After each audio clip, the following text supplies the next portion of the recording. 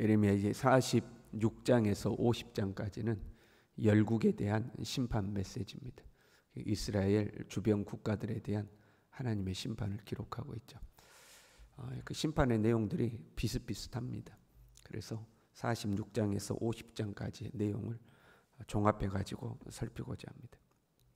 45장까지는 유다와 이스라엘 백성들에 대한 하나님의 경고고, 뒷부분은 그 이스라엘 백성들을 둘러싸고 있고 이스라엘 백성들을 심판하는데 도구로 사용되었던 주변 국가들에 대한 이제 하나님의 심판이죠. 이 열국이 심판받는 죄를 세 가지로 정리할 수가 있습니다. 첫 번째는 교만입니다.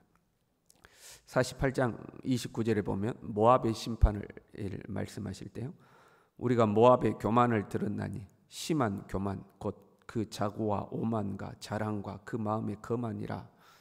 그냥 교만도 하나가 아니고 자고와 오만과 자랑과 거만 이렇게 이야기하고 있죠. 에돔에 대해서는요 49장 16절에 보면 네 마음의 교만이 너를 속였도다 이렇게 되어 있습니다. 바벨론에 대해서는 50장 29절에 그 일한 대로 갚고 그 행한 대로 그에게 행하라. 그가 이스라엘의 거룩한 자 여호와를 향하여 교만하였음이라. 열국이 하나님을 향하여서 교만하였다 하고 그 교만이 하나님의 심판의 이유가 됨을 말씀하고 있습니다. 그러니까 하나님께서 하나님의 백성들 채찍질하기 위해서 주변 국가를 사용하신 거거든요. 그런데 자기들의 능력이 탁월해서 주변국들을 정복하고 주변국들을 짓밟았다고 자기들이 이제 생각한 거죠. 하나님이 들어서 하나님의 백성을 심판하기 위해서 사용한 것뿐인데 자기들 능력으로 했다고 교만해진 거예요. 이스라엘을 심판하기 위해서는 그 주변 국가에게 이스라엘보다 더 강한 힘을 하나님 주셔야 되지 않겠어요? 부함도 주시고 강함도 주시고 권력도 주시고 병력도 주시고 하나님께서 하나님의 백성을 심판하기 위해서 그들에게 그걸 허락하신 거죠. 그런데 자기들은 자기들의 능력으로 그 힘과 권세를 얻었다고 생각한 거예요. 그래서 이제 우쭐해지고 교만해지는 거죠. 우리들도 마찬가지예요. 사람이란 남들보다 조금만 나은 것이 있으면 교만해지는 거죠. 조금만 내가 남들보다 돈이 많다거나 지식이 많다거나 학벌이 좋다거나 아니면 내 자녀가 남들 자녀보다 잘 됐다거나 조금만 나은 것이 있어도 우리는 금방 교만해지기가 쉽습니다. 사람이 있는 곳에는 교만이 항상 존재합니다. 생각해봐요. 큰 무리가 있다고 해봐요. 우리가 한 100명 이 자리에 모였다고 해봐요.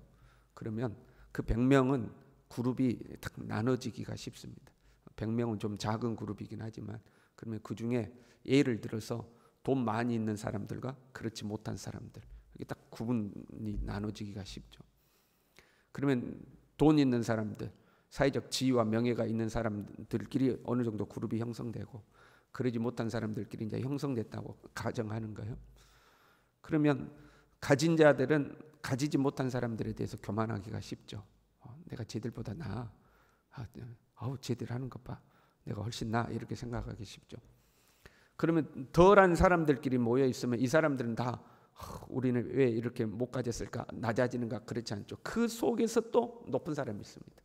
그 속에서도 내가 너보다 나아. 이제 이런 거죠. 힘 있는 자가 힘 없는 자를 억압하는 경우가 있지만 힘 없는 자들 안에서도 서로 억압하는 경우가 있습니다. 어디든지 교만은 드러나게 돼 있죠. 왜냐하면 우리 사람 안에 교만이 존재하고 있기 때문에 그래요. 우리 안에는 교만의 요소가 다 존재하고 있죠. 드러날 틈이 없어서 드러나지 않는 것뿐이에요. 그런데 드러날 틈이 생기면 금방 우리 안에 있는 교만이 탁 튀어나오죠. 내가 돈이 없었는데 돈이 많아졌다. 그러면 금방 고개가 뻣뻣해집니다.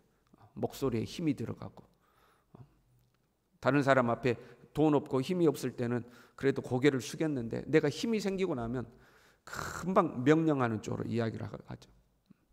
작은 일에도 감사했었는데 금방 이제 불평하고 내가 이런 것까지 해야 돼? 이제 이런 마음이 탁 튀어나오죠. 금방 조금만 틈이 생기면 교만이 우리에게서 탁 튀어나오는 거죠. 우리가 기억해야 될 것은 하나님은 우리의 능력과 상관없이 우리를 높이실 때가 있다는 거예요. 우리의 자격이 없어도 하나님 우리를 높이실 때가 있다는 거예요. 그걸 자기 능력으로 착각하면 안 돼요. 이스라엘 주변 국가들이 하나님께 합당해서 하나님이 그들을 높여준 게 아니죠. 하나님의 백성을 훈육하기 위해서 주변 국가들을 지금 하나님 높여주신 거잖아요. 그들이 하나님 앞에 합당해서 높여주신 게 아니에요. 그런데 그걸 착각해서 자기 힘과 능력이라고 오해한 거죠. 그래서 교만해지는 거예요. 우리가 그걸 알아야 돼요. 내가 형통하고 부유해지고 명예를 갖게 되고 높은 자리에 오르게 되면 야, 내가 봐라, 내 능력 봐라, 내 얼마 똑똑하냐 말이야. 스스로 그렇게 생각하면 안 돼요. 아, 하나님이 나를 어딘가에 쓰시기 위해서 나를 이렇게 높이셨구나. 나는 자격이 안 되는 사람인데 하나님이 나를 쓰시려고 나를 이렇게 높이시는구나. 이걸 깨달아야 되는 거죠. 이걸 아는 사람은 자기 안에서 교만이 튀어나오려고 할 때 그 교만을 다스릴 수 있게 됩니다. 아, 이거 아니야. 내가 잘나서 이런 거 아니야. 하나님의 은혜지. 하나님의 은혜로 내가 이렇게 된 거지 하고 자기 자신의 교만을 이제 다스리게 되죠. 그런데 그 자기 교만을 다스리지 못해서 자기 교만이 이제 튀어나와 버리면 교만은 패망의 선봉이요 거만함은 넘어짐의 앞잡이니라. 교만에서 큰 소리는 당분간은 칠 수 있을지 몰라도 하나님은 교만한 자를 멀리하시죠. 지금 이제 이스라엘 주변 국가들이 그렇게 심판을 받게 되는 거예요. 교만하면 안 돼요. 우리 안에 교만이 튀어나오려고 하면 금방 다스려야 돼. 아우, 나는 그런 사람 아니야. 하나님의 은혜로 내가 이 정도 하는 거지 하고 빨리 자기 자신을 다스려야 되죠. 두 번째 죄는 우상을 숭배한 거죠. 이방인이가 우상 섬기는 건 당연한 거 아닙니까? 그렇지 않습니까? 하나님 믿는 사람이 아니고 하나님 안 믿는 사람들이 우상 섬기는 것은 당연한 거죠. 그럴 수 있죠. 그런데 문제는 뭐냐면 그들이 이스라엘을 정복하고 나서 그 영광을 자기들이 섬기는 우상에게 돌린 겁니다. 아니, 안 믿는 사람이니까 그럴 수 있죠. 안 믿는 사람이 교회와 상관없이 자기들끼리 그냥 그렇게 살면 상관이 없어요. 근데 안 믿는 사람들이 교회를 짓밟고 그 영광을 자기들이 섬기는 우상에게 돌린 거죠. 그럼 어떤 문제가 생기냐면 하나님의 영광이 훼손된 겁니다. 그렇지 않습니까? 하나님은 하나님의 백성들을 징계하시고 하나님의 백성들을 바로 세우기 위해서 하나님의 영광이 훼손된 것을 허락하신 거죠. 하나님의 영광이 훼손될지라도 내 백성을 바로 세우겠다 그거예요. 그래가지고 이방인들이 와서 하나님의 백성을 짓밟고 하나님의 도성을 짓밟고 하나님의 성전을 짓밟아도 하나님이 허락하신 거예요. 그런데 그 훼손된 하나님의 영광을 하나님은 회복하셔야 되죠. 그래서 이방인들을 심판하는 거예요. 너희들이 너희 신이 위대하다고 너희 신에게 영광을 돌렸냐? 하고 하나님이 그들을 심판하시고 스스로의 영광을 회복하시는 거죠. 간혹 보면 하나님의 교회를 대적하는 사람들이 종종 있어요. 교회를 안 다니면 뭐 어쩔 수 없는 거죠. 그런데 교회를 안 다니면서 교회를 비난하는 사람들이죠. 교회를 안 다니는 데서 멈추지 않고 하나님을 모독하는 사람들이죠. 아니, 하나님 있으면 나와보라 그래.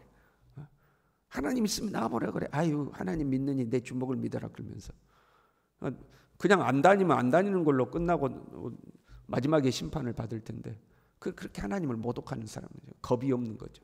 하나님의 영광을 훼손시키면 하나님은 반드시 하나님의 영광을 되찾아오시죠. 그래서 심판을 받게 되어 있는 겁니다. 하나님을 무서워할 줄 알아야 되는 거죠. 같은 맥락이지만 세 번째 죄는 이방인들이 이스라엘을 대적했다는 겁니다. 오늘 본문 46장 10절에 보면 그날은 만군의 여호와께서 그의 대적에게 원수 갚는 보복이리라 이렇게 되어 있죠. 열국을 가리켜서 대적, 원수라고 말씀하고 있습니다.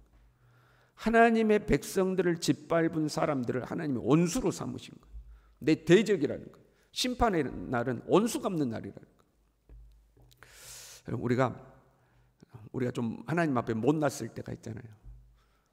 말씀대로 살기로 결단했는데 넘어지고 자빠져서 나같이 못난 인간 이럴 때도 있잖아요. 그럼에도 불구하고 우리는 하나님의 백성인 거예요. 잘나도 하나님의 백성, 못나도 하나님의 백성. 그렇잖아요. 여러분, 우리에게 자녀가 있어요. 공부 잘하는 자녀가 있고 공부 못하는 자녀가 있다고요. 그래도 둘 다 내 자녀인 거죠. 혼을 내도 내가 혼을 내는 거지. 밖에 사람이 와서 이구야 너는 이렇게 공부도 못하냐? 그럼 기분 나쁜 거 당신이 뭔데 내 아들한테 뭐라고 그러냐? 그러는 거 아니야. 하나님은 철저하게 하나님의 백성들을 사랑하시는 거죠. 하나님의 백성을 대적하는 사람을 내 원수라고 그러는 거예요. 내 원수다. 너희가 내 백성 건드렸냐? 내 원수를 갚겠다. 원수 갚는 날이라고 이렇게 말씀하시는 거죠. 그러면 이방인의 입장에서는 좀 억울할 수가 있죠. 아니, 하나님의 백성들 징계하라고 자기들 들어서 하나님이 사용하신 거 아니에요. 그런데 이제 와서 너희가 내 백성을 건드렸어? 하고 하나님 또 내 원수를 갚으리라 하고 하나님 또 하신단 말이에요. 그 이방인들 입장에서 좀 억울할 수 있지 않겠어요? 그런데 문제 있어요. 하나님이 하나님의 백성들을 교육하시기 위해서 한 대만 때리라고 한 거거든요. 야, 네 가서 쟤 한 대만 때려. 내가 허락해 줄게.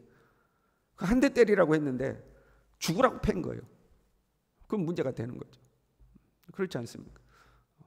선생님이 매를 한 대만 때려야 되는데 자기 분을 못 이겨가지고 얘를 죽사발을 만들어놨어요. 그럼 문제가 되는 거죠. 하나님의 백성들을 완전히 죽사발을 만들었어요. 왜요? 50장 11절에 이렇게 되어 있어요. 나의 소유를 노략하는 자여. 노략해버렸어요.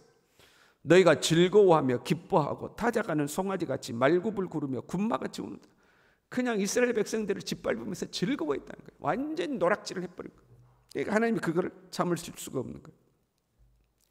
하나님은 잠깐 하나님의 백성들을 징계하기 위해서 사용하신 건데 그들 스스로 마음이 교만해져서 하나님까지도 대적하고 하나님의 백성들을 짓밟는 것을 즐거워하고 봐라 내가 힘이 이 정도 된단 말이야. 그리고 막 짓밟아버린 거예요. 하나님은 그것을 문제를 삼은 거죠. 자기들의 욕망이 드러난 거예요. 자기 안에 있는 욕망이 절제하지 못하고 그대로 드러나서 마구마구 막 짓밟아버린 거죠. 이 열국에 대한 하나님의 심판은 이제 신약 시대로 오면 하나님의 교회와 성도들을 핍박하는 자들에 대한 심판으로 연결이 됩니다. 구약에서는 이스라엘 백성들을 짓밟았던 열국에 대한 하나님의 심판이죠. 신약으로 오면 교회와 성도들을 핍박했던 세상에 대한 하나님의 심판으로 연결됩니다. 예수님은 성도들이 핍박을 받고 환난 받을 것을 예고하셨습니다. 그리고 어떻게 보면 우리는 그 환난과 핍박의 시대에 접어들었다고 보아도 무방할 것 같습니다. 그러지 않습니까? 사회적으로 어느 때보다 교회에 대한 비난이 높죠. 우리가 현재 살아가고 있는 이 시대가 교회에 대한 비난의 소리가 어느 때보다도 높습니다. 그리고 이미 우리는 코로나 때문에 국가가 교회를 통제하는 것을 이제 경험했잖아요. 앞으로 어떤 시대가 올지 우리는 알 수가 없는 거죠. 이제 어떤 외부의 힘에 의해서 교회를 이렇게 해라 저렇게 해라. 그러면 그거를 거절하면 그러면 이제 처벌을 받는 거죠. 그게 이제 핍박의 시대가 되겠죠. 물론 사회적으로 교회가 비난받는 것은 우리가 잘못한 것도 많아요. 교회가. 뭐 한국 교회가 어쩌니 다른 교회가 어쩌니 이거는 우리가 말할 것 없이 우리 자신부터 내 자신부터 예수 믿는 사람으로서 똑바로 안 살았다 이 말이에요. 그러니까 손가락질 당할 거리를 주면 안 되는데 우리가 하나님 앞에 똑바로 안 사니까 에이 그 저것 예수 믿는다면서 말이에요. 교회 다닌다면서 저 모양이라고 그 비난의 이 거리를 우리가 준 거죠. 우리 자신부터 돌아볼 필요는 있죠. 이스라엘이 잘못할 때 하나님은 하나님의 성전을 무너뜨려 가면서까지 하나님의 백성들을 심판을 하시죠. 바로 잡아야 되니까. 오늘날 우리도 마찬가지예요. 우리가 잘못하면 하나님의 교회가 무너지는 것을 허락하셔서라도 하나님은 하나님의 백성들을 바로 세우시는 거예요. 우리가 잘해야 되는 거죠. 저부터서 그리고 여러분들도 하나님의 백성답게 성도답게 하나님 앞에 바로 살아야 할 필요가 있죠. 그러나 한편으로는 이 세상이 맹목적으로 교회를 비난하는 세력도 있습니다. 이유가 없어요. 이유가 없이 교회가 싫고 이유가 없이 교회 다니는 사람이 싫고 이유 없이 그냥 예수가 싫고 이유가 없이 싫은 사람들이 있어요. 그건 영적인 문제라고 봐야 되는 거죠. 영적으로 하나님의 나라를 대적하는 세력들이 있는 거예요. 그래서 이유 없이 싫은 거예요. 그래서 맹목적으로 비난하고 무시하고 욕하고 손가락질하고 이런 사람들도 있어요. 교회가 아무리 선하고 좋은 일을 해도 욕을 해요. 어떻게든 찾아서 욕을 하는 거죠. 어둠은 하나님의 교회를 대적하는 거죠. 그것이 이제 핍박과 환난의 시대가 되겠죠.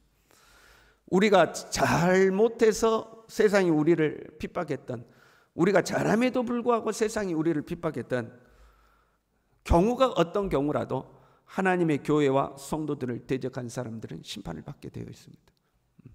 이스라엘을 대적한 열국이 심판을 받듯이 하나님의 나라와 교회와 성도들을 대적하는 자는 반드시 심판을 받게 되어 있습니다.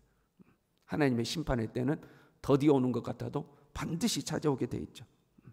반드시 하나님의 심판의 때가 옵니다. 그때가 되면 하나님의 교회와 성도들을 핍박했던 모든 사람들이 하나님의 심판대 앞에 서게 될 겁니다.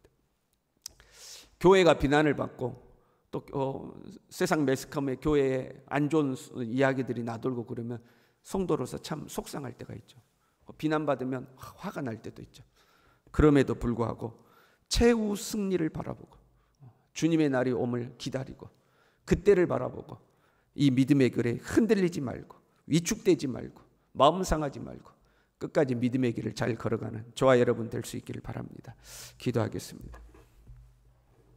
하나님 아버지, 주님 앞에 항상 겸손하게 하시고 하나님의 살아계심을 항상 기억하게 도와주시고 주님 앞에서 두렵고 떨리는 마음으로 살아가게 도와주시고 하나님이 온 세상을 심판하실 때 우리는 잘했다 칭찬받는 하나님의 사람들이 되도록 세상의 비난과 핍박에도 흔들리지 아니하고 굳건하게 믿음의 길을 걸어갈 수 있도록 우리 모두를 붙들어 주시옵소서.